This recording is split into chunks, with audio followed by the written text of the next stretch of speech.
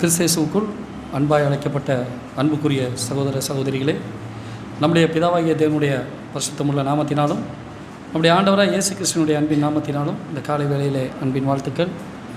தேவனுடைய பெரிதான கிருபையினாலே தேவன் இந்த நாளிலும் கூட அவருடைய சத்தியங்களை அடியேனே கூட கொண்டு பகிர்ந்து கொடுக்கும்படியான ஒரு ஸ்லாக்கியத்தை கொடுத்தபடினால் நம்முடைய பிதாவாகிய தேவனுக்கு மீண்டும் ஒரு முறை நம்ம ஆண்டவராக இயேசு கிறிஸ்துவோட நன்றிகளை ஏறெடுத்துக்கொண்டு இன்றைக்கு நேராக நம்ம பாடத்துக்கு நேராக கடந்து போவோம். இது ஒரு ஆராய்ச்சிக்குரிய பாடமும் அல்ல, ஒரு நிழலும் பொருளுமான பாடமும் அல்ல, ஒரு கேரக்டர் ஓரியன்டான பாடம் மட்டும்தான். இது நம்முடைய ரசல் பிரதர் எழுதின ஒரு இதிலேருந்து ஒரு பாடம் தான். சரி, பாடத்துக்கு நேராக போவோம். பாடத்தின் தலைப்பு என்ன அப்படின்னு பார்த்தீங்கன்னா, உலகத்திலே மிகப்பெரிய விஷயம் எது, உலகத்திலே மிகப்பெரிய விஷயம் எது அப்படிங்கிற ஒரு தலைப்பில் தான் நம்ம என்ன செய்ய போகிறோம்னா இந்த பாடத்தை நம்ம பார்க்க போகிறோம். உலகத்திலே மிகப்பெரிய விஷயம் எது எது பொறுமை. வரி பொறுமை. பிரதர் பொறுமை சொல்கிறாங்க. அன்பு வேற. உலகத்திலே மிகப்பெரிய விஷயம் எது? என்ன வச்சுட்டு விசுவாசம். அதாவது ரசல் பிரதர் சொல்கிற அந்த வசனத்தை சொன்னாலே உலகத்தில் பெரிய விஷயம் எதுன்னு நம்ம என்ன செய்யலாம், கண்டுபிடிச்சிக்கலாம். இது ரீஃபரன்ஸ் 5926 உள்ள ஒரு கண்டென்ட்டு அப்படின்னு சொல்லி தான் அதை எடுத்துருக்குறாங்க. அப்போ உலகத்திலே மிகப்பெரிய விஷயம் எது அப்படின்னு பார்க்குறதுக்கு முன்னாடி அது மனுஷனுடைய பார்வையில் இருந்து இல்லை, இந்த வி ஆஃப் காட், தேவனுடைய பார்வையில் உலகத்தில் பெரிய விஷயம் எது. நம்முடைய பார்வையில் மனுஷன் பார்த்தா பணம் தான் பெருசுன்னு சொல்லுவான். பணம் இருந்தால் போதும் எல்லாம் செஞ்சிடலாமா, சிலவன் பதவி அதிகாரம் எல்லாம் இருக்குதுன்னு சொல்லி விரும்புவாங்க. ஸோ மனிதனுடைய பார்வையில் இருந்து உலகத்தில் பெரிய விஷயம் எதுன்னு சொல்லி நான் கேட்கல. தேவனுடைய பார்வையில் உலகத்தில் மிகப்பெரிய விஷயம் எது அப்படிங்கிறத நாம் பார்க்கலாம். பிரதர் பொறுமைன்னு சொன்னாங்க, சிஸ்டர் அன்புன்னு சொன்னாங்க. ஓகே, அப்போ உலகத்திலே மிகப்பெரிய விஷயம் எது அப்படி தேவனுடைய பார்வையில் அப்படின்னு தெரியுது அப்படின்னு பார்த்தோம்னா 1 கொரிந்தியர் 13 இருக்கிறது தான்.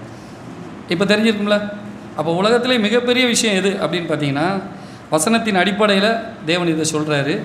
1 கொரிந்தியர் 13 13 வசனம். 1 கொரிந்தியர் 13 வசனம். இப்பொழுது விசுவாசம், நம்பிக்கை, அன்பு இம்மூன்றும் நிலைத்திருக்கிறது, இவைகளில் அன்பே பெரியது. ஸோ விசுவாசம், நம்பிக்கை, அன்பு இம்மூன்றும் நிலைத்திருக்கிறது, இவைகளில் இந்த அன்பே பெரியது தான். ரசல் பிரதர் என்ன பண்ணியிருக்காங்கன்னா உலகத்திலே பெரிய விஷயம் அப்படின்னு சொல்லியிருக்காங்க. சரியா? ஒரு புது சிருஷ்டியான நம்ம புது சிருஷ்டியாக தான் அழைக்கப்பட்டிருக்கோம். ஒரு புது சிருஷ்டியான நமக்கு அன்பு இருக்குதா? அன்பு இருக்கா? ஏதாவது சொல்லுங்கள், அப்போ தான் நான் சொல்ல முடியும். அன்பு இருக்கா? இருக்குது. காட்டுங்க. அது உங்கள்கிட்ட பேனா இருக்குதா? இருக்குது, காட்டலாம். அப்போ அன்பை என்ன செய்ய முடியாதுன்னா இதுதான் அன்புன்னு சொல்லி என்ன செய்ய முடியாது, காட்ட முடியாது. பட் விலைக்கு பேசலாம். விலைக்கு பேசினாலும் அன்பு இதுதான் அப்படிங்கிறத என்ன செய்ய முடியாதுன்னா ஒரு எடுத்து காட்ட முடியாது. கரெக்டாக?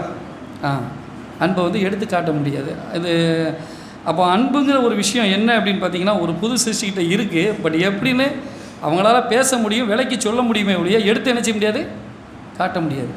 ஸோ அன்புங்கிறது என்னென்னு பார்த்தீங்கன்னா ஒரு குவாலிட்டி, ஒரு தரம். ஒரு தரத்தெல்லாம் என்ன செய்ய முடியாது, கண்ணால் பார்க்க முடியாது. ஒரு கடையில் போய் நம்ம ஒரு ஜாமான் வாங்குகிறோம், உங்கள் ஜாமான் குவாலிட்டியாக இருக்கான்னு நம்ம கேட்டால் கடைக்காரர் என்ன சொல்லுவார், என் ஜாமானே குவாலிட்டி தாங்க அப்படின்னு சொல்லுவார். ஸோ குவாலிட்டியை நம்ம தான் என்ன பண்ணிக்கணும், இது பண்ணிக்கணும். அப்போ குவாலிட்டி, அன்பு ஒரு குவாலிட்டி அப்படின்னு சொல்லி சொல்கிறாங்க. இந்த அன்பை பார்த்திங்கன்னா ஒரு பேச்சாளர், அதாவது இப்போது அவங்க என்ன பண்ணுவாங்கன்னா ஒரு கண்டென்ட் கொடுத்து அன்பை பற்றி பேசுனா என்ன செய்யலாம், நல்லா விளக்கமாக 1 மணி நேரம் இல்லை 2 மணி நேரம் என்ன செய்யலாம்னா பேசலாம். பட் பேசுனா கேட்குறவங்களுக்கு அது உணர்வுபூர்வமாக போய் சேருமா அப்படிங்கிறத குறித்து தான் இன்றைக்கி நம்ம என்ன செய்ய போகிறோம்னா பார்க்க போகிறோம். ஸோ லவ் என்பது ஒரு quality which seems beyond the power of man to describe அப்படின்னு சொல்லியிருக்காரு. So love is a quality which seems beyond the power of man to describe அப்படின்னு சொல்லியிருக்காரு. சரி, அப்போ இந்த அன்பை நம்ம என்ன செய்ய முடியாதுன்னா விலைக்கு இதுதான் அன்புன்னு சொல்லி காட்ட முடியாது. பட் இண்டிவிஜுவல் பர்சன் ஒவ்வொருத்தரும் என்ன செஞ்சுக்கலாம்னா உணர முடியும். ஸோ அன்போட ஒரு சின்ன டெஃபினேஷன் இதுதான். சரி, இந்த அன்பு உலகிலே பெரிய விஷயம்னு சொல்கிறாருல்ல, இந்த உலகத்திலே பெரிய விஷயமா இருக்கிறது பெரிய பெரிய காரியங்களை செய்யணும்ல. இப்போ ஃபார் எக்ஸாம்பிள் எடுத்துக்கோங்க, நம்ம பஸ்ஸில் ஒரு இடத்துக்கு ட்ராவல் பண்ணுறதுக்கும் ட்ரெயினில் ட்ராவல் பண்ணுறதுக்கும் ஃப்ளைட்டில் ட்ராவல் பண்ணுறதுக்கு வித்தியாசம் இருக்குது இல்லை. ஃப்ளைட்லன்னா என்ன செய்யலாம், ஃபாஸ்ட்டாக போயிடலாம். ஏன் ஃப்ளைட்டில் ஃபாஸ்ட்டாக போகிறோம், அதனுடைய ஸ்பீடு ஜாஸ்தி இல்லையா, அதனால் அந்த கிலோமீட்டர்ஸை ஈஸியாக ரீச் ஆகிடலாம். ஸோ அப்போ ஃப்ளைட்டு பெருசுன்னா நம்ம காரணம் சொல்லலாம். ஸோ அன்பு உலகத்திலே மிகப்பெரிய விஷயம் அப்படின்னு சொன்னால், இந்த அன்பு எல்லாத்த விட பெரிய காரியங்களை பெரிய வேலைகளை பெரிய இதை செய்யணும்ல, அப்படி தானே? அப்போ அன்பு மிக மிக பெரிய வேலைகளை செய்யுது அப்படின்னா அப்போ தான் அன்பு பெரிய விஷயம் நம்ம சொல்ல முடியும். அன்பு பெரிய விஷயம் நான் சொல்லிட்டேன் அப்படின்னா அது என்னென்ன உலகத்திலே மிகப்பெரிய வேலைகளை செய்யணும். என்னென்ன வேலைகள்லாம் செய்யும்? திரளான பாவத்தை போகும் அப்படின்னு குறிஞ்சி இதில் சொல்கிறாங்க. ஓகே, வேறு சகலத்தையும் சாங்கும் சகலத்தையும் சகிக்கும். இல்லை, நான் என்ன சொல்கிறேன், நீங்கள் வசனத்தை சொல்கிறத விட ஈர்மாப்பு இருக்காது. அது எல்லாமே 13ஆம் அதிகாரத்தில் இருக்கிற விஷயங்கள். ஸோ நம்ம கேரக்டர் ஓரியன்டாக நம்ம என்ன செய்யணும் அப்படின்னா, இப்போ நான் சொல்கிறேன், அன்பு ஒரு தவறு செய்தவரை என்ன செய்ய முடியும், திருத்த முடியும். முதல்ல திருத்த முடியும். அதனால தான் வேதத்துக்குள்ளே நமக்கு உடனே என்ன வந்துடணும் அப்படின்னா, மேகம் போன்ற இத்தனை திரளான சாட்சிகள் இருக்குல்ல. அப்போது இந்த திரளான சாட்சிகள் இருக்கும் பொழுது அப்போது இந்த அன்பு அப்படி என்பது ஒருவரை என்ன செய்ய முடியும் அப்படின்னா, திருத்த முடியும், உணர வைக்க முடியும். நம்ம எல்லாத்தையும் அன்புனால் ஒருத்தர் உணர வச்சார். யார் அவர்? அன்பினால் நம்ம எல்லாத்தையும் உணர வச்சார். நம்ம எல்லாத்துக்கும் யார்? ஆண்டவராக இயேசு கிறிஸ்து. அவருடைய ஈடுபொலியை அவருடைய அன்பினால் நம்ம எல்லாத்தையும் அந்த அன்பை உணர வச்சாரா. ஸோ அன்பு என்னன்னா ஒருத்தரை திருத்தி உணர வைக்க முடியும். இந்த பதிலை தான் நான் எதிர்பார்த்தேன். ரெண்டாவது வேற என்ன செய்யும்?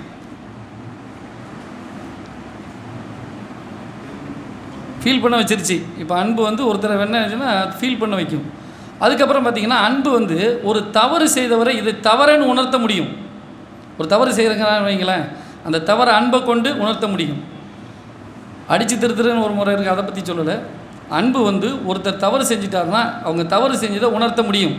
வேதத்தில் ஏதாவது இருக்கா? யோசேப்பு சகோதரர்கள் என்ன செஞ்சார்? அன்பால் உணர்த்தினார். தாவீது மிகப்பெரிய தப்பு பண்ணார். ஆனாலும் அன்பின் அடிப்படையில் ஒரு தீர்க்கதரிசி சொல்லும் பொழுது அதை அப்படியே என்ன செஞ்சுக்கிட்டாரு? கேட்டுக்கிட்டார். நாத்தான் இருக்கா? அப்போ ஒரு அன்பு என்ன செய்யும் அப்படின்னா, ஒருத்தரை உணர வைக்க முடியும். தவறு செஞ்சவங்கள தவறை என்ன செய்ய முடியும்? திருத்த முடியும், அவங்கள உணர வைக்க முடியும். அது மட்டும் இல்லை, உலகத்தில் மிகப்பெரிய விஷயத்தை ஒரே ஒருத்தர் தான் செஞ்சார். ஆனால் இந்த தேவனுடைய அன்பு இருந்தால் அதை நாமளும் செய்யலாம். என்னது? எக்ஸப்ட் நம்ம ஆண்டவராக இயேசு கிறிஸ்து இல்லை, அன்பை வச்சு ஒன்று செஞ்சு முடித்தார் இயேசு கிறிஸ்து. என்ன செஞ்சார்? நியாயப்பிரமாணத்தை நிறைவேற்றினார். நியாயப்பிரமாணத்தை நிறைவேற்றினார். அன்பை வச்சு நியாயப்பிரமாணத்தை நிறைவேற்றினார். வசனம் இருக்கா? ரோமர் 13:10. நியாயப்பிரமாணத்தின் நிறைவேறுதலாக இருக்கிறது. அன்பு நியாயப்பிரமாணத்தின் நிறைவேறுதலாக இருக்கிறது. வேறு என்ன செய்ய முடியும்? அன்பை வச்சு. அன்பு உலகத்திலே மிகப்பெரிய விஷயம் அப்படின்னா ஒருத்தரை உணர வைக்க முடியும். ஒருத்தருடைய தவறை திருத்தி அவங்கள்ட்ட தவறுன்னு நினைச்ச முடியும், அவங்கள்ட்ட சொல்ல முடியும், நியாயப்பிரமாணத்தை நிறைவேற்ற முடியும். இன்னொருத்தர் யாரை சொன்னாங்க? மன்னிக்க முடியும். ஒத்துக்கலாம். தவறு நமக்கு அன்பு இருந்துச்சுன்னா அவங்க தவறே பண்ணாலும் என்ன செய்யலாம்? அவங்கள மன்னிக்கலாம். வேற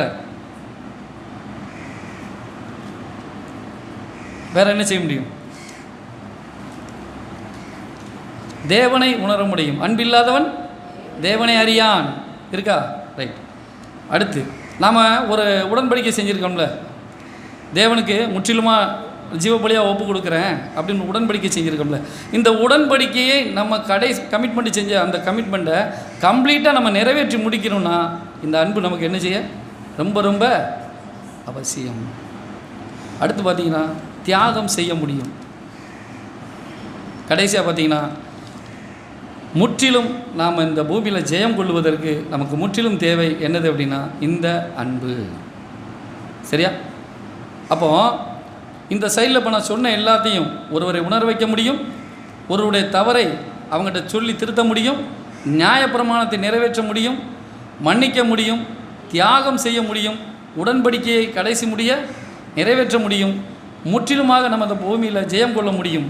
அப்படின்னா இந்த சைடு அன்பு இல்லாமல் இவ்வளோத்தையும் செய்ய முடியும். அப்படின்னா இவ்வளோத்தையும் செய்கிறதுக்கு என்ன மட்டும் போதும்? அன்பு மட்டும் போதும். ஸோ ஒரு புது சிருஷ்டிக்கு இதை தவிர வேறு என்ன வேணும்? ஒரு புது சிருஷ்டிக்கு இதை தவிர வேறு என்ன வேணும்? ஒன்றும் வேண்டாம். ஸோ அன்பு மட்டும் இருந்தால் போதும். இது எல்லாத்தையும் என்ன பண்ணிடலாம்? நாம் நிறைவேற்றலாம். அதனால தான் பிரதர் சொல்லியிருக்காரு, அன்பு தான் உலகத்திலே மிகப்பெரிய விஷயம் அப்படின்னு சொல்லியிருக்காரு. சரியா? அப்போ இந்த அன்பு மட்டும் இருந்தால் போதும், இது எல்லாத்தையும் நம்ம என்ன செய்யலாம்? வெற்றிகரமாக செய்து முடிக்கலாம். சரி, நெக்ஸ்ட் கொஸ்டின். இந்த அன்பை வச்சு எப்படி இவ்வளோ பெரிய விஷயம் செய்ய முடியுது? இந்த அன்பு ஏன் இவ்வளோ பெரிய பவர்ஃபுல், இவ்வளோ பெரிய வல்லமை உள்ளதுன்னு நம்ம சொல்கிறோம்ல, ஏன் அப்படின்னா இது தேவனுடைய கேரக்டரில் ஒன்று. அப்போ இன்றைக்கி மனுஷங்க தேவனுக்கு கீழ்ப்படியதற்கு கேரக்டர் இருக்கிறது போல், தேவன் இந்த உலகத்தை இயக்குவதற்கும் அவருக்கும் குணலட்சணங்கள் இருக்குது. என்னெல்லாம் இருக்குது? தேவனுடைய குணலட்சணங்கள் என்னெல்லாம்? அன்பு, நீதி, ஞானம், வல்லமை. அப்போ தேவனும் இந்த பூமியை முற்றிலுமாக இயக்குவதற்கு, எல்லா அண்ட சராசரங்களையும் யூனிவர்சலையும் இயக்குவதற்கு அவருக்கும் சில கேரக்டர்ஸ் தேவை. அதில் ஒருத்தர் தான் யார்? மனுஷன். அவனுக்கு தான் என்னது? திட்டம். ஸோ இப்படி எல்லா விதமான பூமியில் உள்ள எல்லா விதமான இதை இயக்குவதற்கும் தேவனுக்கு அன்பு தேவை, நீதி தேவை, ஞானம் தேவை, வல்லமை தேவை. அந்த கேரக்டரில் ஒன்று தான் அன்பு. அதை தான் புது சிருஷ்டியாகிய நமக்கு அவர் வேணும்னு என்ன செய்கிறாரு? எதிர்பார்க்குறாரு, மனுஷங்கிட்ட எதிர்பார்க்குறாரு. சரியா? அப்போது ஒரு புது சிருஷ்டிக்கு பெரிய விஷயம் என்ன அப்படின்னு பார்த்தீங்கன்னா அன்பு, அன்பு, அன்பு. சரியா? அப்போ இந்த அன்பு தான் ஒரு புது சிருஷ்டிக்கு தேவன் எதிர்பார்க்கக்கூடிய ஒரு முக்கியமான விஷயம் அப்படின்னு பார்க்கலாம். ஸோ இந்த அன்பு தேவனுடைய அன்புன்னு நம்ம பார்த்துட்டோம். தேவன்கிட்டருந்து நம்ம அந்த ரிசீவ் பண்ணி பெற்றுக்கொள்ள முடியுமா? இல்லை தேவன்கிட்ட கடன் வாங்க முடியுமா? இல்லை அப்படின்னா தேவன்கிட்ட ஒரு நைட்டு ஃபுல்லாக ப்ரேயர் பண்ணி அந்த அன்பை நம்ம வாங்கிக்கொள்ள முடியுமா? அப்படின்னா அப்படி செய்ய முடியாதுன்னு சொல்கிறார் ரசல் பிரதர். எப்படி சொல்கிறார் அப்படின்னா, தேவனுடைய அன்பு எப்படி வரும், எப்படி நமக்குள்ளே இருக்கிறது அப்படின்னு நம்ம கண்டுபிடிக்கலாம். அப்படின்னா நம்முடைய இருதயமும் தேவனுடைய இருதயமும் எப்படி இருக்கணும்னா ஒன்று போல் இருக்கணுமா? எப்போவுமே அவருடைய இருதயம் நம்முடைய இருதயமும் ஒன்று போல் இருக்கணும், எப்பவும் அவருடைய சிந்தைகளில் இருக்கணும். ரெண்டாவது பார்த்திங்கன்னா நம்முடைய வார்த்தைகள், நம்முடைய சிந்தைகள், நம்முடைய கிரியைகள் எல்லாமே அவர் நினைக்கிற மாதிரி நம்ம செஞ்சோம்னா அவருடைய அன்பு நம்மக்கிட்ட இருக்குது அப்படிங்கிறத அந்த இடத்துல கோடிட்டு காட்டுறார். இது எப்படி சாதாரணமாக வராது. அப்போ இது எப்படி வரும்? இந்த அன்பு நமக்குள்ளே எப்படி வரும் அப்படின்னா முக்கியமாக என்ன அப்படின்னா அடிக்கடி, அதாவது ஃப்ரீக்வெண்ட்டாக ஒவ்வொரு மனுஷனுக்குள்ளே இருந்து சில கேரக்டர் ஜென்ரேட் ஆகுதா? ஒவ்வொருத்தரை வச்சுக்கோங்க. ஒவ்வொருத்தருடைய இண்டிவிஜுவல் பர்சன், ஒவ்வொருத்தருடைய மனுஷனுடைய அடிக்கடி ஃப்ரீக்வெண்ட்டாக ஜென்ரேட்டர் ஆகிற சில கேரக்டர்ஸ் இருக்குல்ல, சில கேரக்டர்ஸ் இருக்குல்ல. ஒவ்வொருத்தருக்கு கோபம் வரும், சிலருக்கு பொறாமை வரும், சிலருக்கு கள்ளத்தனம் இருக்கும். இப்படி எத்தனையோ இருந்தாலும் அந்த விஷயத்தை அடக்கி ஆளக்கூடிய ஒரு தன்மை நம்மக்கிட்ட இருந்துச்சுன்னா அதுதான் என்னது? தேவனுடைய அன்பு நம்மக்கிட்ட இருக்குது அப்படிங்கிறதுக்கு உதாரணமாக. எந்த அளவுக்கு ரசல் பிரதர் நமக்கு எழுதி காட்டுறாரு பாருங்கள். இப்போ என்கிட்ட ஒரு விஷயம் இருக்குது அப்படின்னா அடிக்கடி அது வந்து எனக்கு ஒரு கோபமாக இருக்குன்னு வைங்களா, அதை நான் ப்ரொடக்ட் ஆகிட்டே இருக்குது, ஜென்ரேட் ஆகிட்டே இருக்குது. அதை என்னுடைய அன்பினால் நான் என்ன செய்யணும்? கண்ட்ரோல் பண்ணணும். அப்போந்தான் தேவனுடைய அன்பு நம்மக்கிட்ட வளர்ந்து கொண்டு இருக்கிறது, முழுமையாக இருக்கிறது அப்படிங்கிறத அவர் சொல்கிறார். ஸோ இப்போ நம்ம ஓரளவு அன்பு அப்படிங்கிறதுக்கு ஓரளவு டெஃபினேஷன் பார்த்துட்டோம்ல. என்ன பார்த்தோம்? அன்புங்கிறது ஒரு குவாலிட்டி. அந்த அன்புங்கிறது என்ன செய்யும்? உலகத்திலே மிகப்பெரிய விஷயம்னு சொல்கிறாரு. எப்படி அப்படின்னு பார்த்தோம்னா ஒருத்தரை உணர வைக்க முடியும், அவருடைய தவறுகளை திருத்தி அவங்ககிட்ட காட்ட முடியும், நியாயப்பிரமாணம் இருந்தால் நிறைவேற்ற முடியும், மன்னிக்க முடியும், தியாகம் செய்ய முடியும். நமக்கு கொடுத்துருக்க உடன்படிக்கை அந்த கமிட்மெண்ட்டை நிறைவேற்றுவதற்கு நமக்கு முழுமையாக தேவை என்னது அப்படின்னா அன்பு. கடைசியாக பார்த்திங்கன்னா இந்த உலகத்தில் முற்றிலுமாக நாம் ஜெயம் பெறுவதற்கு தேவையானது என்னது? அன்பு அன்பு அன்பு. அப்போ ஒரு புது சிருஷ்டிக்கு மிகவும் தேவையான ஒன்று என்ன அப்படின்னு பார்த்தீங்கன்னா கேரக்டர். ஸோ இந்த அன்பு எப்படி கிடைக்கும் அப்படின்னு பார்த்தோம். தேவன்கிட்டேருந்து நம்ம என்ன செய்ய முடியாது, கடன் வாங்க முடியாது, ப்ரேயர் பண்ணி வாங்க முடியாது. அப்போது அடிக்கடி நம்முடைய நம்மக்கிட்ட இருந்து ஜென்ரேட் ஆகிற அந்த கேரக்டர்ஸை நம்ம கண்ட்ரோல் பண்ணுற திறமை இருந்தால் நிச்சயமாக தேவனுடைய அன்பு நம்மக்கிட்ட இருக்குது அப்படிங்கிறத அவர் என்ன செய்கிறாருன்னா இந்த விஷயத்தில் புரிய வைக்கார் அப்படின்னு நம்ம பார்க்குறோம். ஓகே, இப்போ அடுத்து பார்த்தீங்கன்னா 1 கொரிந்தியர் 13ஆம் அதிகாரம் இருக்குது.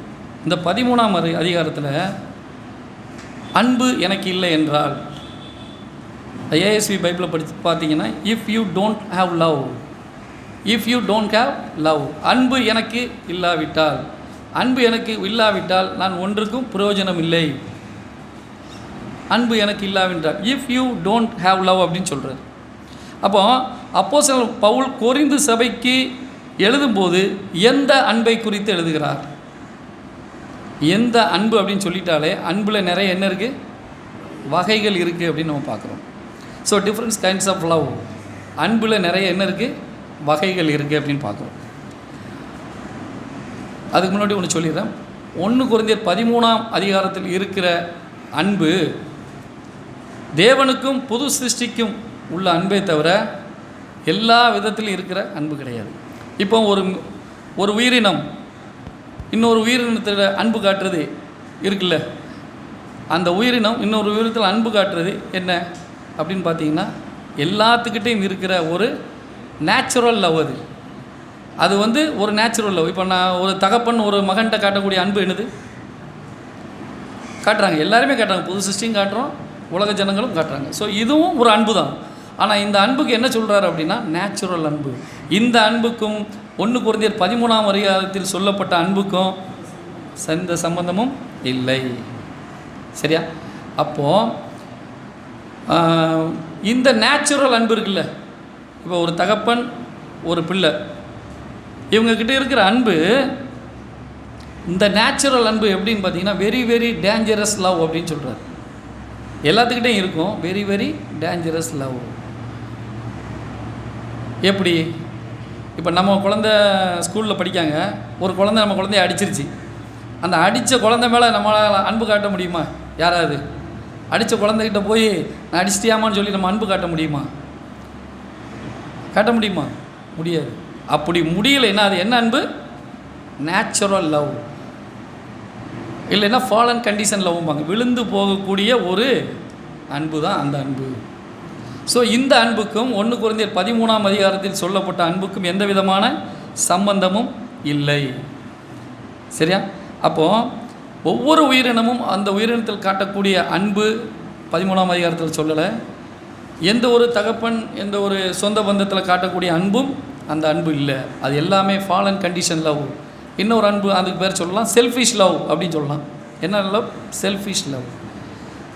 இந்த அன்புகளை எல்லாம் மீறி ஒரு புது சிருஷ்டி தேவன்கிட்ட அன்பு காட்டணும் அப்படிங்கிறதுக்கு தான் தேவன் என்ன செய்கிறாரு, நிறைய சத்தியங்களை நமக்கு கொடுத்து நம்மளை என்ன பண்ணுறாரு, அவருடைய அன்புக்குள்ளே அவருடைய இருதயம் நம்ம இருதயம் ஒன்று சேரும்படியாக, நம்முடைய கேரக்டர்ஸை நாம் அவருடைய அன்புனால் கண்ட்ரோல் பண்ணும்படியாக அவர் என்ன பண்ணுறாரு, அன்பு தான் பெரிய விஷயம் அப்படிங்கிறத, இந்த உலகத்திலே மிகப்பெரிய விஷயம் அன்பு தான் அப்படிங்கிறத ப்ரூவ் பண்ணி காட்டுறாரு.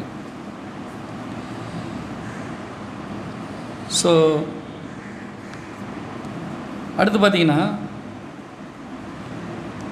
அப்போ 13ஆம் அதிகாரத்தில் சொல்லப்பட்ட அந்த அன்பு என்ன? அதுதான் லவ் ஆஃப் நியூ கிரியேஷன், புது சிருஷ்டிக்குன்னு சொல்லப்பட்ட அன்பு. அந்த லவ் ஆஃப் நியூ கிரியேஷன் அப்படின்னா அதுக்கு டெஃபினேஷன் என்ன அப்படின்னு பார்த்தீங்கன்னா லவ் ஆஃப் ஆல் அப்படின்னா என்ன அர்த்தம்? லவ் ஆஃப் ஆல், எல்லாத்தையும் ஏசணுமா? எல்லாரிடமும் அன்பு. எல்லாரிடம்னா யார்கிட்டலாம்? எல்லாரிடம்னா யார்கிட்டலாம்? எங்க நம்ம சுற்றி உள்ளன்னா பொதுவாக சொல்லக்கூடாது. இப்போ எல்லோரிடமும் வந்தால் எல்லாருமே வந்தால் சில பேர் அதை ஸ்பெசிஃபிக்காக சொல்ல முடியாதுல்ல. அப்போ எல்லாரிடம்னா உலக ஜனங்கள்கிட்ட, சகோதர சகோதரிகள்கிட்ட, அதுக்கப்புறம் நம்ம சொந்த பந்தங்கள்கிட்ட, நம்ம பக்கத்து வீட்டுக்காரங்கக்கிட்ட, நம்முடைய எதிரிகளிடம், இதை எல்லாத்தையும் கூட காட்டக்கூடிய அன்பு தான் 1 கொரிந்தியர் 13ஆம் அதிகாரத்தில் சொல்லப்பட்ட அன்பு அப்படிங்கிறத நம்ம என்ன செய்யலாம், பார்க்கலாம். சரியா? அப்போது இந்த 13ஆம் அதிகாரத்தில் உள்ள லவ் ஆஃப் கிரியேஷனை யாருக்கு அட்ரஸ் பண்ணுறாரு அப்படின்னு பார்த்தீங்கன்னா, அந்த 4வது படிங்க.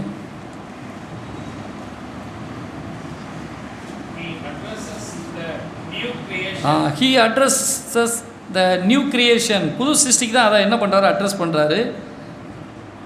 And inform them that the natural man will not be able to appreciate.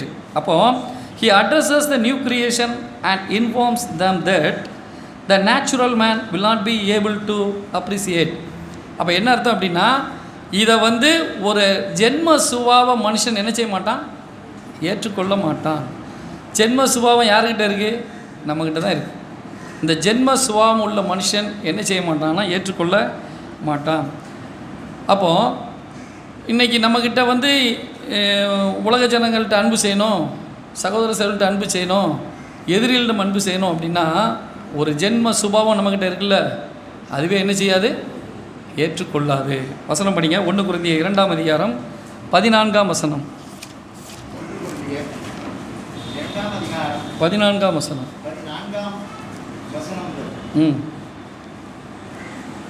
ஜென்ம சுபாவமான மனுஷனோ தேவனுடைய ஆவிக்குரியவைகளை ஏற்றுக்கொள்ளலாம். அவைகள் அவனுக்கு பைத்தியமாக தோன்றும். அவைகள் ஆவிக்கு ஏற்ற பிரகாரமாய் ஆராய்ந்து நிதானிக்கப்படுகிறவர்கள் ஆனதால் அவைகளை அறியவும் மாட்டான். வெளியில் இருக்கவங்க வேண்டாம், ஜென்ம சுபாவம் நமக்குள்ளே ஒருத்தன் இருக்கான், இதை எல்லாத்தையும் அவங்க என்ன செய்ய மாட்டாங்க, ஏற்றுக்கொள்ள மாட்டான். அப்போ ஜென்ம சுபாவமான மனுஷனும் தேவனுக்குரிய ஆவிக்குரியவைகளை ஏற்றுக்கொள்ளான். அவைகளுக்கு அவனுக்கு எப்படி தோணுமா, பைத்தியமாக தோன்றும். அவைகள் ஆவிக்கேற்ற பிரகாரமாய் ஆராய்ந்து நிதானிக்கப்படுகிறவைகளானதால் அவைகளை அறியவும் மாட்டான். அப்போ இதுதான் உலகத்திலே மிகப்பெரிய விஷயம் அப்படிங்கிறத ப்ரூவ் பண்ணி காட்டிக்கிட்டே வர்றாரு அப்படின்னு நம்ம பார்க்குறோம். சரியா? ஓகே, அடுத்து பார்த்தீங்கன்னா, அப்போ நியூ கிரியேஷன் லவ் அப்படின்னா என்ன, ஒரு நமக்கு தெரிஞ்சுதா? சுபாவ ஜென்ம சுபாவ அன்பு அப்படின்னா ஒரு உயிரினம் ஒரு உயிரினத்தில் வைக்கக்கூடிய அன்பு தான் ஜென்ம சுபாவம் அன்பு.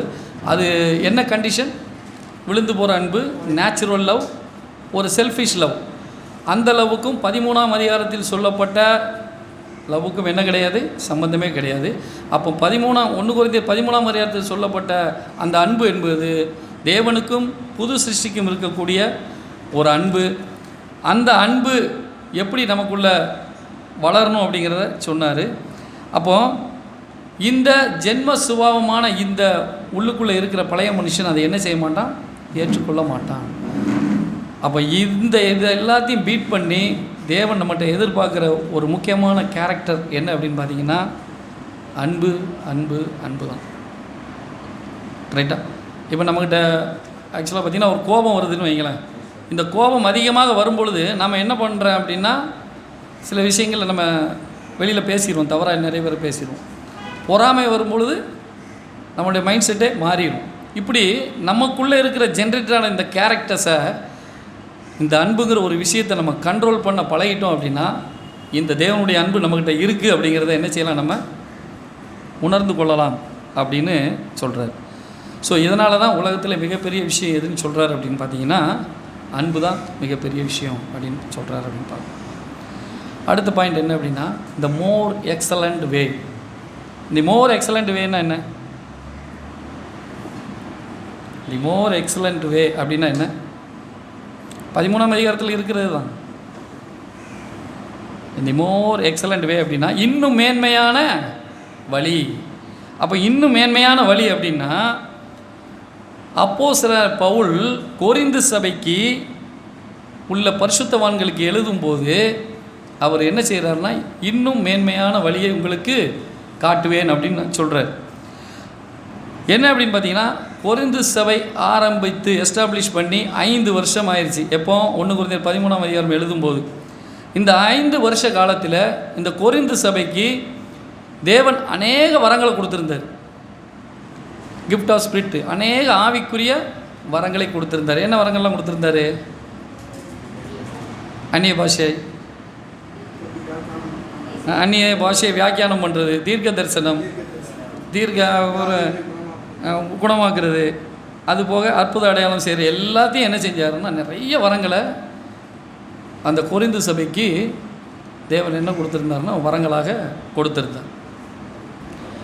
இந்த வரங்களை வாங்கி கொண்டு அந்த கொரிந்து சபை பரிசுத்தவான்கள் நிறைய ஊழியம் பண்ணியிருக்கிறாங்க, நிறைய தேவனுக்காக செஞ்சுருக்காங்க. ஆனாலும் அந்த கொரிந்து சபையை பார்த்து இன்னும் மேன்மையான வழியை உங்களுக்கு நான் காட்டுறேன் அப்படின்னு பவுல் சொல்கிறாருன்னா அங்கே என்னமோ என்ன இருக்குது? மிஸ்ஸிங். அவங்க எல்லாம் செஞ்சாலும் கூட எல்லா ஊழியங்கள் எல்லா அன்னைக்கு அற்புத அடையாளம் அந்நிய பாஷை எதுக்கு தேவை அப்படின்னு பார்த்தீங்கன்னா சபை வளரணும், ரெண்டாவது சபை நல்லா எஸ்டாப்ளிஷ் பெருசாகணும், எல்லா பக்கம் விரிந்து பரவணும், ரெண்டாவது ஆண்டவராக இயேசு கிறிஸ்து தான் தேவனுடைய குமாரனாகிய கிறிஸ்து என்பதையும் ப்ரூவ் பண்ணணும். இதுக்கு அந்த இடத்துல ஒரு வெற்றிடம், ஒரு காலி இடம் மாதிரி இருந்திருக்கு. அந்த இடத்த ஃபில் பண்ணுறதுக்கு தான் தேவன் என்ன பண்ணார்னா அநேக வரங்களை கொடுத்தார். அந்த வரங்களை வைத்துக்கொண்டு அந்த கொரிந்து சபை மக்கள் என்ன பண்ணியிருக்காங்கன்னா ஃபுல்லாக ஊழியம் பண்ணியிருக்கிறாங்க, எல்லாம் நல்லபடியாக செஞ்சுருக்காங்க. ஸோ இந்த வரங்கள் தேவையானா தேவைதான். ஆனாலும் இந்த வரங்கள் தேவைதானா தேவை. ஆனாலும் அவங்களுக்கு பவுல் லெட்ரு எழுதுகிறாரு, இந்த வரங்களை விட மேன்மையான ஒன்றை நீங்கள் என்ன செஞ்சிட்டீங்க? விட்டுட்டீங்க. அப்படிங்கிறதுனால தான் அவர் என்ன பண்ணுறாருன்னா அந்த லெட்டரை அவங்களுக்கு எழுதுகிறாரு. அது படிக்கும்போது இந்த பரிசுகளைன்னு இருக்குல்ல,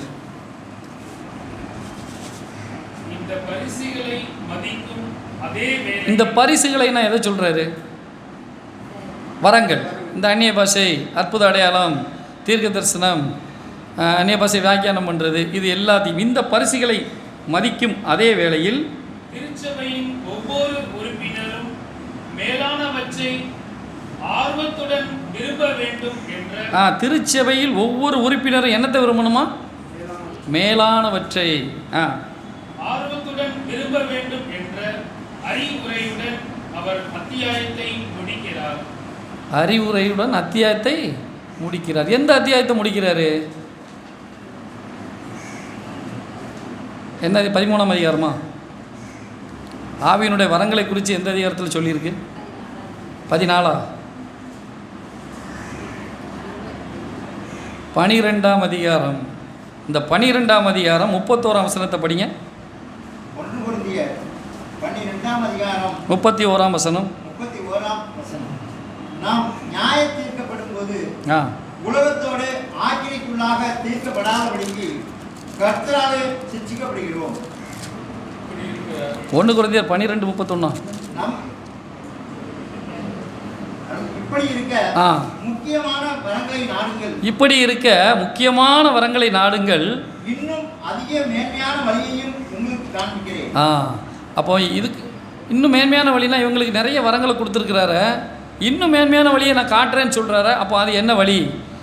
அப்போ ஏதோ ஒன்று அவங்க என்ன செய்கிறாங்க, கொரிந்து சபை மக்கள் மிஸ் பண்ணியிருக்காங்க. அதை தான் அவர் என்ன பண்ணுறாரு, ஐடென்டிஃபை பண்ணி காட்டி சொல்கிறாரு. அப்போது 1 கொரிந்தியர் 12ஆம் அதிகாரம் 31ஆம் வசனத்தின் முடிவு தான் 1 கொரிந்தியர் 13ஆம் அதிகாரத்தினுடைய தொடக்கம். அப்போ 1 கொரிந்தியர் 12ஆம் அதிகாரம் 31ஆம் வசனத்தில் அவர் என்ன செய்கிறாருன்னா இந்த பரிசுகளை மதிக்கும் அதே வேளையில் திருச்சபையில் உள்ள ஒவ்வொரு உறுப்பினரும் நீங்கள் என்ன பண்ணுங்கள், மேலானவற்றை ஆர்வத்துடன் நாடுங்க, அப்போ உங்களுக்கு மேலான வழியை நான் காட்டுவேன் அப்படின்னு சொல்லி அந்த அத்தியாயத்தை முடிச்சுட்டு அந்த மேலான வழி தான் எது? 1 கொரிந்தியர் 13ஆம் அதிகாரத்தில் சொல்லப்பட்ட அந்த வழி அப்படின்னு சொல்லி சொல்கிறார். சரியா? இப்போ அடுத்த ஒரு கேள்வி என்ன அப்படின்னு பார்த்தீங்கன்னா, இன்றைக்கி இந்த வருஷம் என்ன 2026. இந்த 2026 நாம் இன்றைக்கி இருக்கிறோம். அந்த காலத்தில் நிறைய வரங்களை கொடுத்துருந்தார்ல, சபை ஜனங்கள் வளரணும், சபை வளரணும், எஸ்டாப்ளிஷ் ஆகணும், இயேசு தான் தேவனுடைய குமாரன் சொல்லணுங்கிறதுக்கு நிறைய வரங்களை கொடுத்துருந்தார்ல. இப்போ அவங்கள விட வரங்கள் நமக்கு கொடுத்துருக்காரா, குறைய கொடுத்துருக்காரா, கூட கொடுத்துருக்காரா, இல்லை கொடுக்கவே இல்லையா இப்போ இருக்கிற நமக்கு? இல்லை அதே மாதிரி தான் கொடுத்துருக்காரா? அதிகமாக கொடுத்துருக்காரா? அப்படியா? அப்படி என்ன அதிகமாக கொடுத்துருக்காரு? வாழ்க்கையை கொடுத்துருக்காரு. இல்லை நான் அதை கேட்கல. அதாவது அன்னைக்கு அவங்களுக்கு அந்நிய பாஷைன்னு வரம் கொடுத்துருந்தாங்க, அற்புத அடையாளம் வரம் கொடுத்துருந்தாங்க, தீர்க்க தரிசனம் கொடுத்துருந்தாங்க, அறிவு கொடுத்துருந்தாங்க, எல்லாம் கொடுத்துருந்தாங்க. இன்றைக்கி நாம் 2026 இருக்கோம். நமக்கு அதே மாதிரி வரங்களை கொடுத்துருக்காங்களா? இல்லை, நமக்கு கொடுக்கவே இல்லையா? இல்லை இன்னும் அதிகமாக கொடுத்துருக்காரா?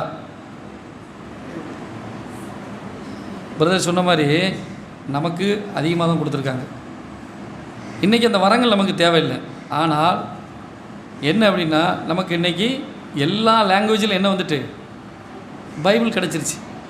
ஸோ பைபிளை நம்ம நல்லா படித்தாலே எல்லாம் புரிஞ்சுக்கிடலாம் இல்லையா? அன்னைக்கு அவங்களுக்கு தேவையானது அதை கொடுத்துருக்காங்க. இன்றைக்கி நமக்கு தேவையானது தேவனுடைய திட்டம், தேவனுடைய சத்தியம், நம்மை அழைக்கப்பட்டதனுடைய நோக்கம், தேவனுடைய ரகசியங்கள் எல்லாத்தையும் நமக்கு என்ன கொடுத்துட்டாரு? எல்லா பைபிளில் ஃபுல் பைபிள் நம்ம கையில் கொடுத்துட்டாரு. அது போக எல்லா லாங்குவேஜ்லேயும் பைபிள் கொடுத்தாரு. அது மட்டும் இல்லை, பைபிள் கமாண்ட்ரி கொடுத்துருக்காரா? பைபிள் கமாண்ட்ரி நமக்கு என்ன விளக்கம் தேவையோ அதுக்குள்ளே போய் என்ன செஞ்சுக்கலாம், பார்த்துக்கிடலாம். அப்போ பைபிள் கமாண்ட்ரி கொடுத்துருக்காரு, எல்லா லாங்குவேஜ்லேயும் பைபிள் கொடுத்துருக்காரு. அது போக கன்கார்டன்ஸ் கொடுத்துருக்காங்களா? ஒத்த வாக்கிய அகராதிகள், வசனங்களை சர்ச் பண்ணி அடிச்சிட்டோம்னா என்ன செஞ்சிடும், கண்டினியூஸாக வந்துடும். கொடுத்துருக்காங்களா? கம்ப்யூட்டர் கொடுத்துருக்காரா? மொபைல் கொடுத்துருக்காரா? மொபைலில் வசனங்கள் கொடுத்துருக்காரா? மொபைலில் பைபிள் கொடுத்துருக்காரா? எல்லாம் கொடுத்துருக்காரு. நிறைய லாங்குவேஜில் பைபிள் கொடுத்துருக்காரு, நிறைய லாங்குவேஜில் பைபிள் கமாண்ட்ரி கொடுத்துருக்காரு, ஒத்த வாக்கிய அகராதிகள் கொடுத்துருக்காரு, கம்ப்யூட்டர் கொடுத்துருக்காரு, மொபைல் கொடுத்துருக்காரு. இப்படி அநேக விஷயம் நமக்கும் கொடுத்துருக்காரு. அப்போ அவங்களுக்கு கம்மியாக கொடுத்து நம்ம கூட கொடுத்தேன்னு சொல்கிறதுக்கு இல்லை, எல்லாத்தையும் அவர் ஈக்குவலண்டாக தான் அந்தந்த நேரத்தில் கரெக்டாக கொடுத்துருக்கிறாரு அப்படின்னு பார்க்குறோம். அதில் ஒரு 2 வரங்களை மட்டும் என்ன செய்யலாம் இப்போ பார்க்கலாம். ஒன்று அந்நிய பாஷை. ஒரு அந்நிய பாஷைன்னு எடுத்துக்கிட்டாலே அதுக்கு நம்ம வியாக்கியானம் சொல்லக்கூடிய ஒரு வரம். ஏன் 13ஆம் அதிகாரத்தை பவுல் ஆரம்பிக்கிறார், 12ஆம் அதிகாரத்தை ஏன் அப்படி முடிக்கிறாரு அப்படின்னு பார்த்தீங்கன்னா, ஆவியின் வரங்களை அவர் அதிகமாக கொடுத்திருந்தாலும், சபை வளர்ச்சி அடைவதற்கு, சுவிசேஷம் பரவுவதற்கு அவர் கொடுத்திருந்தாலும், இந்த ஆவியின் வரங்களை கொரிந்து மக்கள் எங்கே வைக்கணுமோ அங்கே வைக்கலை. அப்போ எங்கே வைக்கணுமோ அங்கே வைக்காமல் அவங்க அதையே மிகப்பெரிய மேன்மை நினச்சி அதில் அவங்க என்ன பண்ணிட்டாங்க அப்படின்னா, தங்களுடைய செல்ஃபு, அதாவது அவங்க பெருகிறதுக்காக அவங்க என்ன பண்ணிட்டாங்கன்னா அதை செஞ்சிட்டாங்களே ஒழிய வேறு முக்கியமான ஒரு வரமாகி அந்த அன்பை விட்டுட்டாங்க. அப்படிங்கிறது தான் அவர் என்ன பண்ணுறாருன்னா சொல்கிறாரு. அப்போது நமக்கும் இன்றைக்கி என்ன கொடுத்துருக்குறாரு? ஆல் லாங்குவேஜில் பைபிள் கொடுத்துருக்காரு, பைபிள் கமெண்ட்ரி கொடுத்துருக்காரு, கன்கார்டன்ஸ் கொடுத்துருக்குறாரு, கம்ப்யூட்டர் கொடுத்துருக்காரு, மொபைல் எல்லாமே கொடுத்துருக்குறாரு. இன்றைக்கி நாமளும் இது எல்லாத்தையும் வச்சுக்கிட்டு நிறைய ஆராய்ச்சி பண்ணிக்கிட்டு, நிறைய ஆராய்ச்சி கேட்கக்கூடாதெல்லாம் கேட்டுக்கிட்டு அப்படி நம்ம வந்துடக்கூடாது. அப்போ எதை எங்கே வைக்கணுமோ அங்கே வைக்கணும் அப்படிங்கிறது தான் கொரிந்து சபையில் ஒரு பிரச்சனையாக இருந்துச்சு. அப்போ வரங்களை மேன்மையாக வச்சுக்கிட்டு அவங்க என்ன பண்ணியிருக்காங்க அப்படின்னா, இந்த உண்மையான ஒரு வரத்தை என்ன செஞ்சிட்டாங்க, அவங்க விட்டுட்டாங்க. இதுதான் கொரிந்து சபையில் உள்ள ஒரு பிரச்சனை அப்படின்னு நம்ம கண்டுபிடிச்சோம். அப்போ எல்லா வரங்களும் முக்கியமா அப்படின்னா முக்கியம்தான். இன்றைக்கி நமக்கு எல்லாம் முக்கியம்தான். கமாண்ட்ரி முக்கியம்தான், கண்கார்டன்ஸை பார்க்கணும் தான், ஆராய்ச்சி பண்ணணும் தான், தேவனுடைய வார்த்தைகளை நம்ம எல்லாத்தையும் எடுத்து கோயின்சைட் பண்ணி பார்த்து அதை நம்ம தேவனுடைய திட்டத்தை தெரிந்து எல்லாம் முக்கியம்தான். ஆனால் எல்லாத்துக்கும் மேலே எதை கொண்டு வைக்கணும்? அன்பை கொண்டு வச்சுட்டா எல்லா ப்ராப்ளம் என்ன ஆயிரும்? சால்வ் ஆயிரும். ஸோ இதனால தான் உலகத்தில் மிகப்பெரிய விஷயம் எதுன்னு சொல்கிறார் அப்படின்னு பார்த்தீங்கன்னா அன்பு. அந்த இதை படிக்க சென்ட் பால் டிக்ளர்ஸ் இருக்குல்ல, அது படிங்க.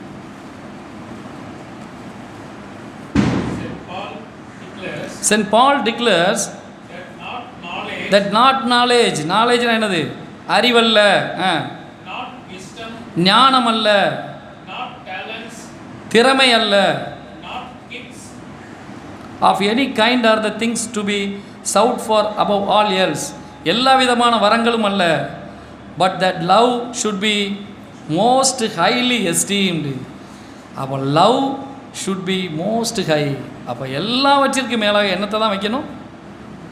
அப்போ நம்முடைய அறிவு இல்லை, நம்முடைய ஞானம் இல்லை, நம்முடைய டேலண்ட் இல்லை, நம்முடைய எல்லா விதமான இதுவும் என்ன தான் செஞ்சாலும் எதை கொண்டு முன்னாடி வைக்க சொல்கிறாரு? அன்போடு செய்யும் பொழுது அது எல்லாமே தேவனுக்கு, அந்த பேசுகிறவங்களுக்கும் சொல்கிறவங்களுக்கும் உபயோகப்படுமே ஒழிய, அப்படி இல்லாமல் அன்பில்லாமல் நம்ம செஞ்சோம் அப்படின்னா என்ன ஆகும் அப்படின்னு பார்த்தீங்கன்னா, அது மற்றவங்களுக்கு பிரயோஜனமாக இருக்கும்,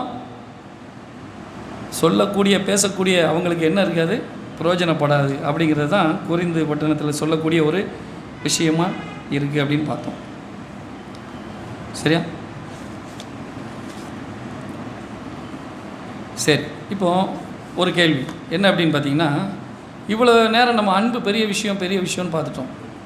வரங்களை விட, தீர்க்க தரிசனங்களை விட, நம்மக்கிட்ட இப்போ கொடுத்துருக்கிற எல்லா விதமான கண்கார்டன்ஸு, பைபிள் கமெண்ட்ரி எல்லாத்தையும் நம்ம எடுத்து பார்த்தாலும், நிறைய நம்மளே தீர்க்க தரிசனத்தை பைபிளில் இருந்து சொன்னாலும், எல்லா விதத்தையும் சொன்னாலும் அன்பு பெருசுன்னு பார்த்தோம். கரெக்டாக? அப்போ எல்லா விதமான வரங்களை விட அன்பை ஏன் உயர்த்தி வைக்கணும்? ஒரே ஒரு கேள்வி. இந்த கேள்வி கரெக்டாக பதில் சொன்னீங்கன்னா நமக்கு பாடம் வந்து ஈஸியாக முடிஞ்சிடும். அன்பை ஏன் உயர்த்தி வச்சுருக்காரு? எல்லா வரங்களை விட அன்பு ஏன் பெருசு?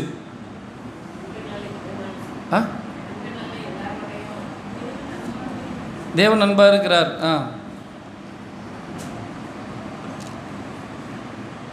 எல்லா வரங்களும் நமக்கு இருக்குது. இப்போ நம்ம வந்து ஸ்பீக்கர், ஒரு நல்ல நல்ல ஸ்பீக்கர்ஸ்லாம் இருக்காங்க நம்மக்கிட்ட, நல்லா பேசுகிறாங்க, நல்ல வியாக்கியானம் கொடுக்குறாங்க. ஒரு பாடத்தை என்ன பண்ணுறாங்கன்னா நல்ல கலைநயத்தோடு எடுத்து சொல்லலாம், சப்ஜெக்டை எடுத்து எல்லா விதத்தையும் எடுத்து சொல்லலாம். பட் எல்லாத்த விட அன்பு பெருசுன்னு சொல்கிறாரு தேவன் 13ஆம் அதிகாரத்தில் சொல்கிறார். ரசல் பிரதரும் அதை சொல்கிறாரு. எப்படி?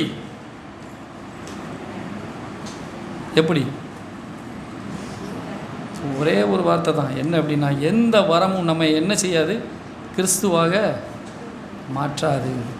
ஸோ அன்பு மட்டுமே நம்ம என்ன செய்யும், கிறிஸ்துவாய் மாட்டணும். அதான் பவுல் சொல்வார், கிறிஸ்து உங்களில் உருவாகும் வரை நான் கர்ப்ப வேதனைப்படுகிறேன். அப்போ கிறிஸ்து நம்மக்கிட்ட உருவாகணும். அதுக்கு தான் இந்த கேரக்டர் நமக்கு முக்கியம். அதுதான் நம்மை சபையாக கொண்டு போய் சேர்க்க போகுது அப்படிங்கிறத தான் அவர் சொல்கிறாரு அப்படிங்கிறத நம்ம பார்க்குறோம். இப்போ ஃபார் எக்ஸாம்பிள் பிரதர் அந்நிய பாஷை வர இருக்குன்னு வைங்களேன். ஏங்கிட்ட வந்து அந்த புது சிருஷ்டிக்கான அன்பு மட்டும் இருக்குது. கிரைஸ்ட் பார்வையில் யார் பெரிய விஷயமா இருக்கும் அப்படின்னு பார்த்தீங்கன்னா அந்த அன்பு தான் பெரிய விஷயமா இருக்கும். அப்போ எல்லா வரங்களை பார்க்கலாம் அன்பு ஏன் பெரிய விஷயம் அப்படின்னா, எந்த வரங்களும் எந்த இதுவும் வந்து நம்மளை எங்கே கொண்டு போகாது, கிறிஸ்துவாய் மாற்றாது. பட் அதை அன்போடு செய்யும் பொழுது நாம் கிறிஸ்துவாக மாற்றுவதற்கு மிகப்பெரிய ஒரு வாய்ப்பாக இருக்கிறது அப்படிங்கிறத தான் நம்ம இந்த பாடத்தில் முக்கியமாக பார்க்கணும். இந்த அன்பை தான் ஒவ்வொரு மனுஷங்கக்கிட்டையும் தேவன் என்ன பண்ணுறாருன்னா எதிர்பார்க்குறாரு. ஒவ்வொரு புது சிருஷ்டிக்கிட்டையும் இந்த அன்பை தான் தேவன் என்ன பண்ணுறாருன்னா எதிர்பார்க்குறாரு. ஒரு வசனம் படிக்கலாம். ரோமர் 13ஆம் அதிகாரம் 10ஆம் வசனம். ரோமர் 13ஆம் அதிகாரம் 10ஆம் வசனம். அன்பானது பிறனுக்கு கொல்லாமை செய்யாது. இப்படி இந்த அன்பு இருந்துச்சுன்னா, இந்த அன்பு என்ன செய்யாது, இந்த அன்பு ஒருத்தர்கிட்ட இருந்துச்சுன்னா பிறருக்கு என்ன செய்யாதுன்னா அது பொல்லாங்கு செய்யாது. ஆதலால் அன்பு நியாயப்பிரமாணத்தின் நிறைவேறுதலாய் இருக்கிறது. அப்போ இன்றைக்கி இந்த அன்பு நம்மக்கிட்ட இருந்துச்சுன்னா 613 கட்டளையை நம்ம நிறைவேற்றிடலாமா? இந்த அன்பு இப்போ நம்மக்கிட்ட இருக்குன்னு வைங்களேன், யார்கிட்டயோ ஒருத்தர்கிட்ட இருக்குது, நான் அந்த 613 கட்டளை நிறைவேற்றிடலாமா? நிறைவேற்றிடலாம். இந்த பூரண அன்பு இருக்கும் பொழுது என்ன செய்யலாம், நிறைவேற்றிடலாம். ஸோ இந்த அன்பு இருந்த 613 கட்டளை இன்றைக்கி அந்த மாதிரியான 613 கட்டளையும் இல்லை, இவ்வளோ ஸ்டாண்டர்டான அன்பும் இப்போது நம்மக்கிட்ட இல்லை. அதனால தான் தேவன் நம்மக்கிட்ட அதை எதிர்பார்க்குறாரு அப்படிங்கிறத சொல்கிறோம். இன்னொரு வசனம் படிக்கலாம். இஸ்ரேல் ஜனங்கள் ஏன் நியாயப்பிரமாணத்தை நிறைவேற்ற முடியல? இந்த அன்பை அவங்க தக்க வைத்து கொள்ள முடியவில்லை. அதனால தான் இந்த அன்பை அவங்க நியாயப்பிரமாணத்தை நிறைவேற்ற முடியல அப்படிங்கிறத பார்க்கலாம். ரோமர் 3ஆம் அதிகாரம் 20ஆம் வசனம். ரோமர் 3ஆம் அதிகாரம் 20ஆம் வசனம். இப்படி இருக்க பாவத்தை அறிகிற அறிவு நியாயப்பிரமாணத்தினால் வருகிறபடியால் எந்த மனுஷனும் நியாயப்பிரமாணத்தின் கிரியைகளினாலே தேவனுக்கு முன்பாக நீதிமானாக்கப்படுவது இல்லை. அப்போ நியாயப்பிரமாணத்தினால ஒருத்தர் நீதிமானாக்கப்படுவது இல்லை அப்படின்னா நாம் நீதிமானாக இருக்கணுமா? அதுக்கு அடுத்த ஸ்டாண்டர்டுக்கு போகணுமா?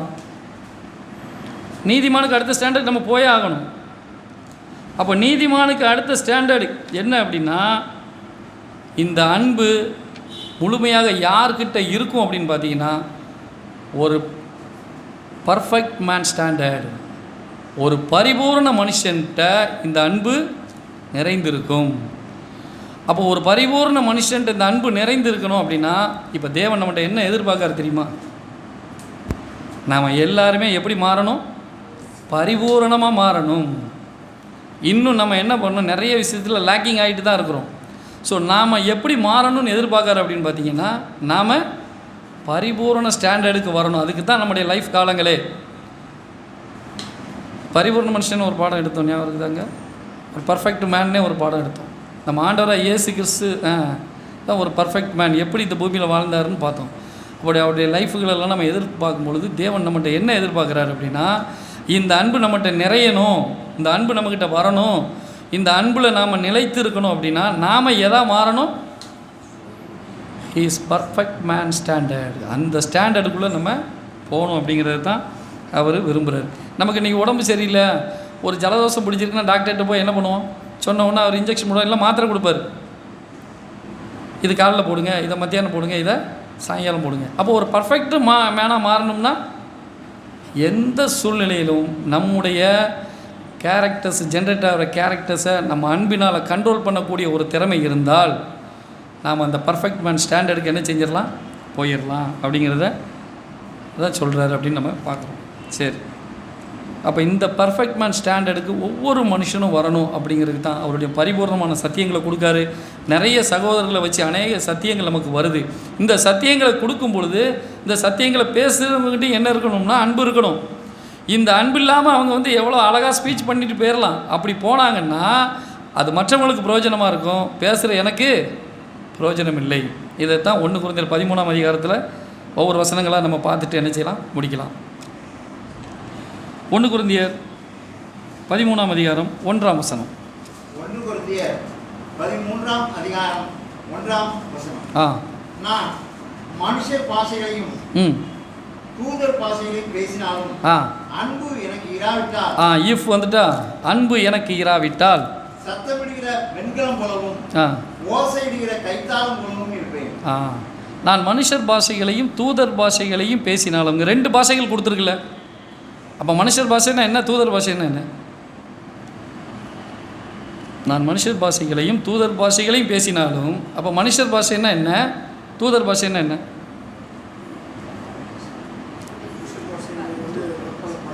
பற்பல பாஷைகள். பற்பல பாஷைன்னா அந்நிய பாஷை. நம்ம வெளியில் பேசுகிறவங்ககிட்ட போய் சொன்னீங்கன்னா அவங்க என்ன செய்வாங்க தெரியுமா? நாங்கள் தூதர்கிட்ட பேசியிருக்கோம்னு சொல்லியிருப்பாங்க. இங்கே பவுல் என்ன சொல்ல வர்றார் அப்படின்னா, நான் மனுஷர் பாஷைகளையும் தூதர் பாஷைகளையும் பேசினாலும் அப்படின்னா, ஒரு சாதாரண மனுஷன் புரிந்து கொள்ள ஸ்டாண்டர்டுக்கு பேசினாலும் சரி, மனுஷங்களுக்கு மேலானவங்க யார்?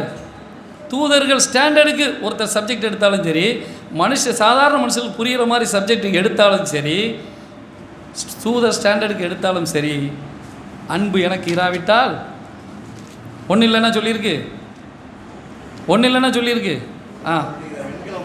சத்தமிடுகிற வெண்கலம் போலவும் சத்தமிடுகிற வெண்கலம் ஓசையிடுகிற கைத்தாளம் எங்கே யூஸ் பண்ணுவாங்க? அது அந்த இது சொல்லுவாங்களே, அது ஜால்ரவா, அது அப்புறம் அந்த வெண்கலம், இதெல்லாம் எங்கே யூஸ் பண்ணுவாங்க? ஒரு கச்சேரி, ஒரு பாட்டு கச்சேரியோ இல்லை ஒரு பாட்டு பிடிக்கிற இடத்துலையோ என்ன செய்வாங்க? அதை யூஸ் பண்ணுவாங்க. அந்த கச்சேரி முடிஞ்சவொன்னே என்ன செய்வாங்க? ஓரத்தில் கொண்டு வச்சிருவாங்க. கரெக்டாக? அப்போ என்ன சொல்ல வர்றாரு அப்படின்னு பார்த்தீங்கன்னா, மனுஷன், ஒரு சாதாரண மனுஷன் புரிந்து கொள்ள அளவுக்கு சப்ஜெக்ட் எடுத்தாலும் சரி, இல்லை தூதர்கள் ஸ்டாண்டர்டுக்கு நம்ம சப்ஜெக்ட் எடுத்தாலும் சரி, அந்த அளவுக்கு எடுத்தாலும் சரி, அன்பு எனக்கு இராவிட்டால் நான் ஓசையிடுகிற வெண்கலம் போலவும் கைத்தாளம் போலவும் தான் இருப்பேன். அப்போ கச்சேரி முடிஞ்ச உடனே, நான் சப்ஜெக்ட் முடிஞ்ச உடனே நான் என்ன செய்வேன்? எனக்கு தேவன் ஓரமாக கொண்டு வச்சுருவார். அடுத்து நான் பேசணுன்னா என்னை தூக்கி கொண்டு வந்து உட்காரும். ஸோ பேசுகிற எனக்கும் அது பிரயோஜனப்படணும், கேட்கக்கூடிய உங்களுக்கும் பிரயோஜனப்படணும். இதுதான் அங்கே சொல்ல வரக்கூடிய அந்த பாயிண்ட் அப்படின்னு பார்க்குறோம். சரி, இப்போ அதை தான் அவர் சொல்கிறாரு.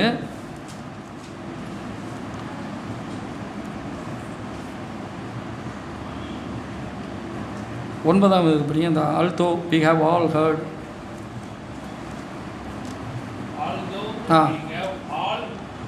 hear the public speakers who would deliver very beautiful essays upon spiritual themes.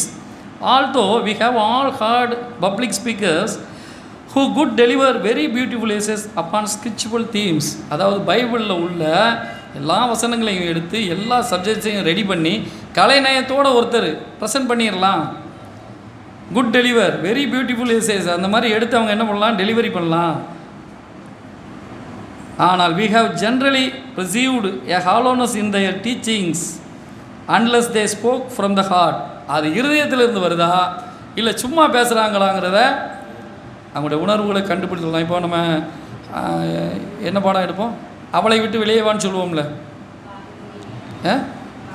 பாபிலோனா. ஆமாம், அவளை விட்டு வெளியே வான்னு சொல்கிறது எப்படி சொல்லுவோம்? நம்ம ஸ்பீக்கர்ஸ்லாம் போவீங்களா, எப்படி சொல்லுவீங்க? அவளை விட்டு வெளியே வான்னு சொல்லுவோமா? சவுண்டு போட்டுற வேண்டாம். அவளை விட்டு வெளியே வா. ஒரு உணர்வு பூர்வம் நம்ம என்ன செய்வோம், அவங்கள வந்து அந்த பைபிளை விட்டு வெளியே வாங்கிறதுக்கு அந்த சொல்லுவோம்ல, அதைத்தான் சொல்கிறாங்க. So unless spoke from the heart prompt by the love of the truth. அதை செய்யக்கூடியவங்க எப்படி இருப்பாங்கன்னா, அதை முதல்ல அவங்க அந்த ப்ராக்டிக்கலாக அதை செஞ்சுருப்பாங்க. இல்லை அப்படின்னா செய்யக்கூடிய தேவனுடைய உணர்வுகளோடு அவங்க இருப்பாங்க. Not by love of applause nor for love of money. அவங்க எந்த விதமான பெருமைக்காகவும் எந்த விதமான பணத்துக்காகவும் அதை செய்ய மாட்டாங்க. என்ன சொல்ல வர்றாரு அப்படின்னு பார்த்தீங்கன்னா, ஒரு விஷயத்தை செய்யும் பொழுது அதனுடைய மோட்டிவ் இருக்குல்ல, அந்த பின்னால் உள்ள மோட்டிவ் வந்து கரெக்டாக இருக்கணும். இப்போ நம்ம ஒரு விஷயத்தை செய்கிறோம், அதாவது ஒரு கான்ட்ரிபியூஷன் கொடுக்குறோம், ஏதோ ஒரு விஷயத்துக்கு கொடுக்குறோம், கான்ட்ரிபியூஷன் கொடுக்குறோம், இல்லை ஒருத்தருக்கு நன்மை செய்கிறோம், இல்லை ஒரு நிறைய விஷயங்களுக்கு ஊழியம் பண்ணுறோம். இதனுடைய பின்னாடி உடைய மோட்டிவ்னஸ் எப்படி இருக்கணும் அப்படின்னு பார்த்தீங்கன்னா, அது அன்பாக தான் மட்டுமே இருக்கணுமே ஒழிய அது தனக்கு பேர் வரணும், மற்றவங்க பாராட்டணும், அந்த மோட்டிவ்னஸ் இருக்கக்கூடாது. அப்படிங்கிறத தான் என்ன செய்கிறாருன்னா அவர் சொல்ல வராரு அப்படிங்கிறத நம்ம பார்க்கலாம்.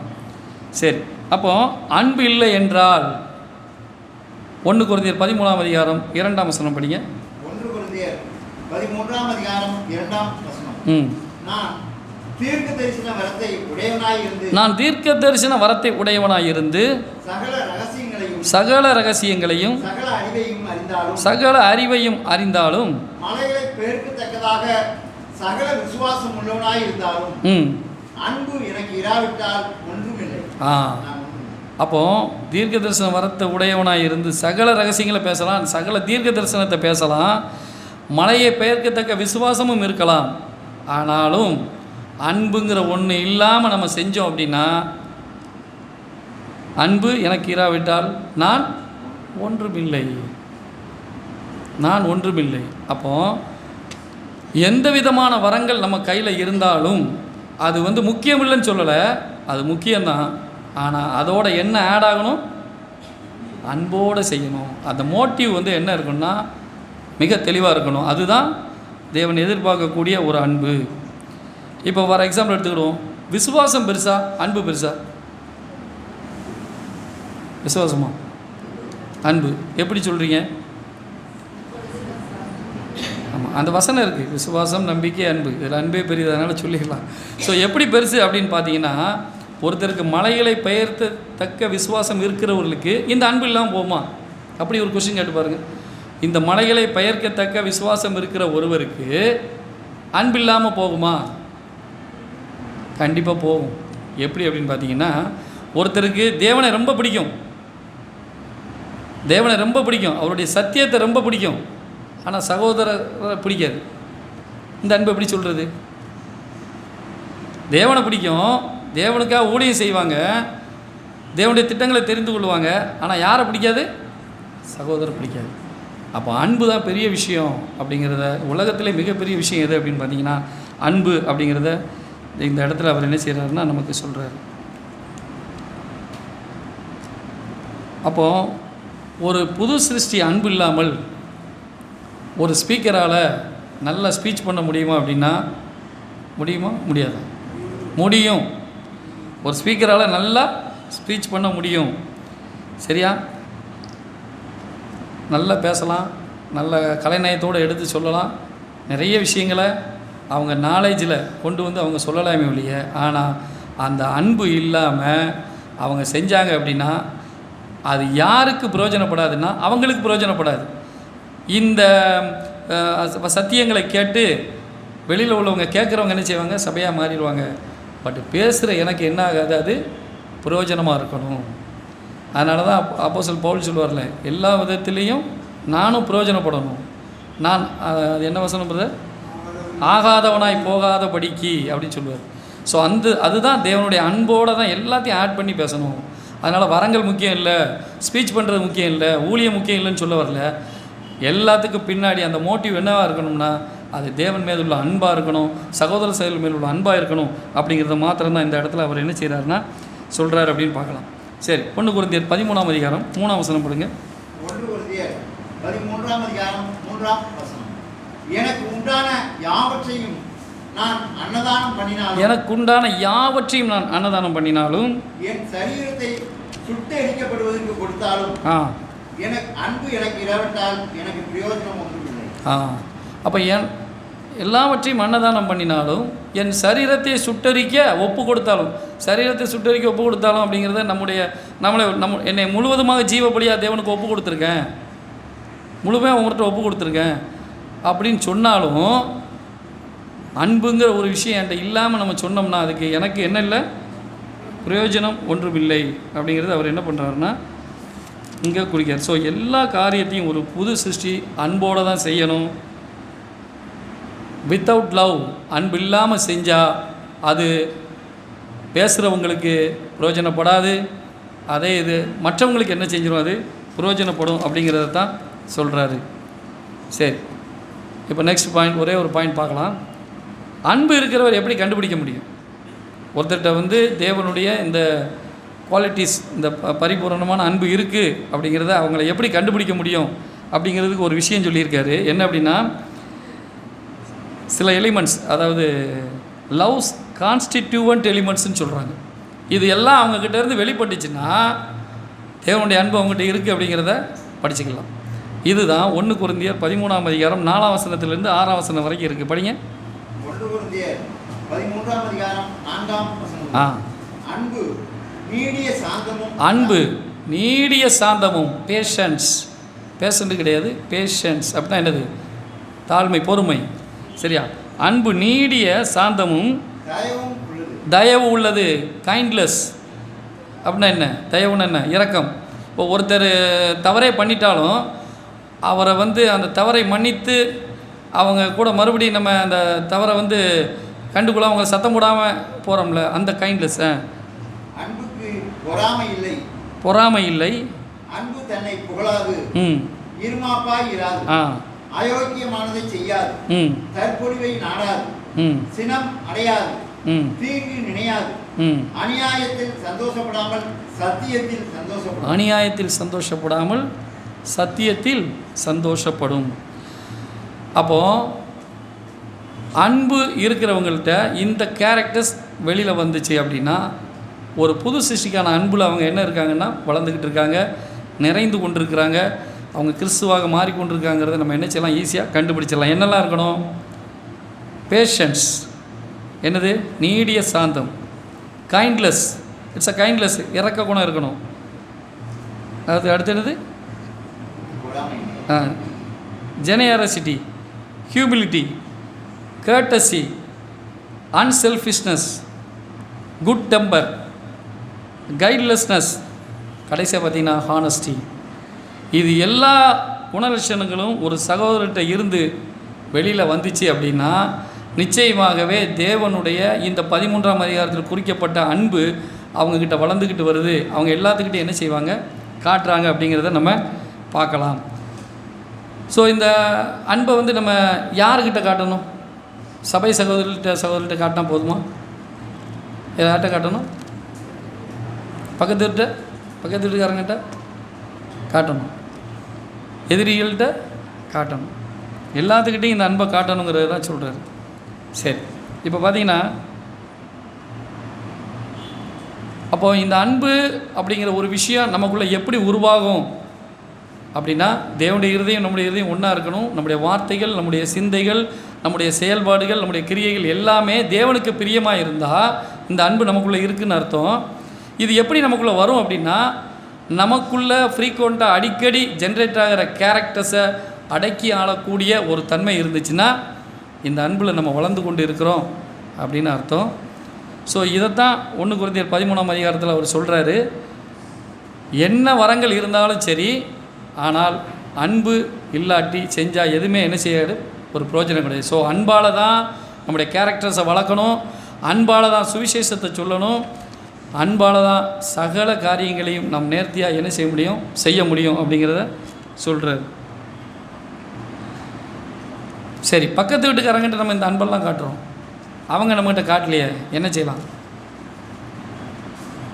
பக்கத்து வீட்டுக்காரன் நம்ம இந்த அன்பு எல்லாத்தையும் காட்டுறோம், அவங்க என்ன செஞ்சாலும் நம்ம மன்னிக்கிறோம், இது பண்ணுறோம். அவங்க நம்மகிட்ட காட்டலைன்னு நம்ம என்ன செய்யணும்? அவங்க காட்டணும்னு அவசியம் இல்லை.